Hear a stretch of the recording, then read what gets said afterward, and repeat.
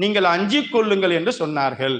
மேலும் அதுக்கு அடுத்த வந்த அபச என்று சொல்லப்படக்கூடிய அந்த அத்தியாயத்துல கடுகெடுத்தார். அதுல அல்லாஹ் சொல்றான், ஃபல் யன்துரில் இன்சானு இலா தஆமிஹி, ஒவ்வொரு மனுஷனும் சாப்பிடுறதுக்கு முன்னாடி சோறை ஒரு பக்கம் பார்க்கட்டும். சோறை பார்க்காமையா அசத்து சாப்பிடுவோம்? என்ன இருக்கு ஏது இருக்குன்னு பார்க்காமையா தொடுவோம்? அதெல்லாம் பார்க்கத்தான் செய்வோம். அல்லாஹ் சொல்றா, சிந்திங்க.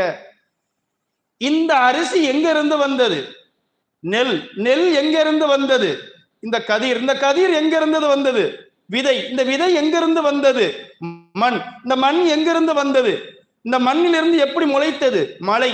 மழையை பொழிய வைத்தது யார்? அல்லாஹ். அப்ப பொழிய வைத்தான் அல்லாஹ், விழுந்தது மண்ணில். மண்ணில் புதைத்தாய் விதை. அது விதை வித்துக்களாக, வித்து கதிர்களாக, கதிர்கள் நெல்லாக, நெல் அரிசியாக, அரிசி உன்னை உணவாக நிற்கின்றது. நீ சிந்திக்க வேண்டாமா?